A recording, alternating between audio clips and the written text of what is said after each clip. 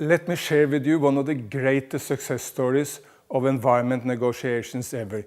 Indeed, it may be one of the greatest success stories of any sort of negotiations on this planet. That's the Montreal Protocol.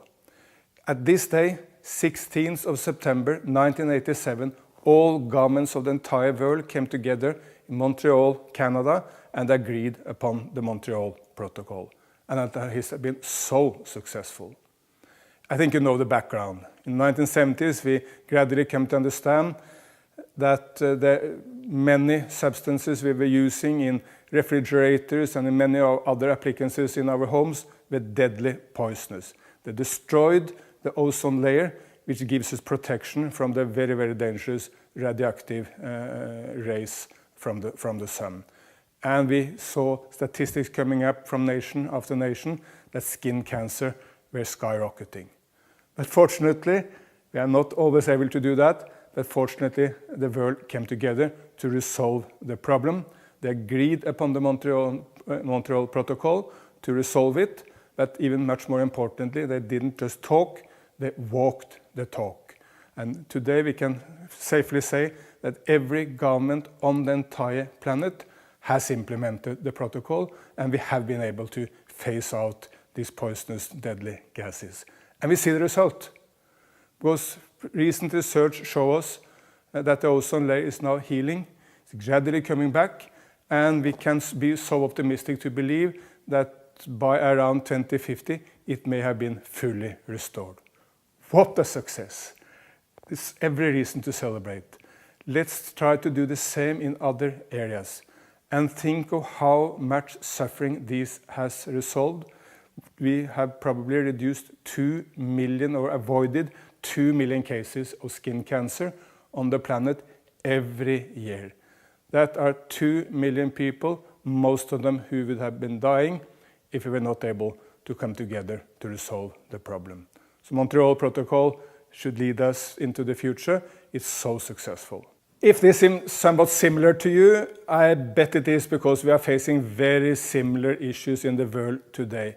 We are not in the business of trying to avoid cancer coming down from the sky because that is resolved, but we are in the business of avoiding dangerous warming of the planet. The world came together last year in Paris to agree on the Paris Agreement to avoid climate change or to reduce climate change. That agreement we need to handle exactly as we handled the Montreal Protocol. We need to walk the talk, we need to implement it, not just to talk. Fascinatingly enough, the Montreal Protocol may also help us on climate.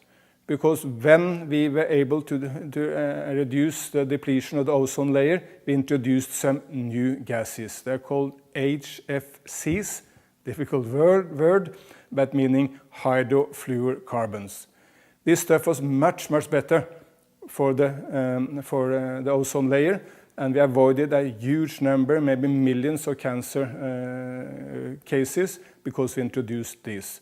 But it is also at the same time a very potent, very dangerous climate gas. So we are now possibly able to use the Montreal Protocol to phase out this and introduce new substances which neither are dangerous for the ozone layer nor for climate. And this is a topic for the Kigali conference of the Montreal Protocol, which will happen in Kigali, Rwanda, in the second week of October this year. All governments in the world will come together with one real aim, and that is to phase out also the HFCs, the hydrofluorocarbons, so that we can protect the ozone layer while at the same time avoid dangerous warming of the planet. We are very, very close to a deal in Kigali.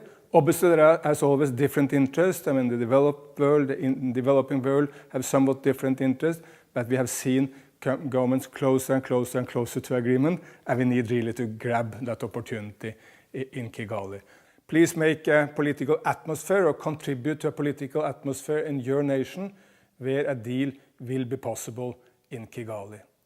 If we put people front and center for our policies, if we really want to improve the situation of the average human being of this planet, there is nothing more important we can do in the rest of this year than making this deal, which avoids 0.4 degrees warming of the planet. So let's just do it.